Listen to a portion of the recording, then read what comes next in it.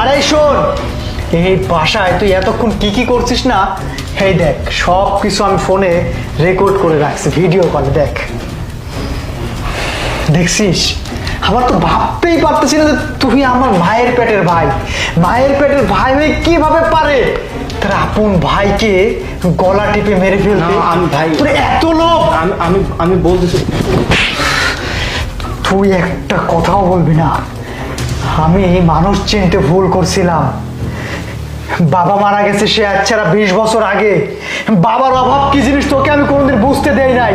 বড় ভাই, তোকে তিল তিল করে গড়ে তুলছি, তোর পিছনে লাখ লাখ টাকা খরচ করছি, পড়াশোনা শিখিয়েছি, মানুষের মতো মানুষ করেছি, একটা মেয়েকে দেখে বিয়ে দিছি। আর তুই তুই আজকে এইটা করলি, আমারই পিঠ পিছনে এইভাবে ছুরি মারলি।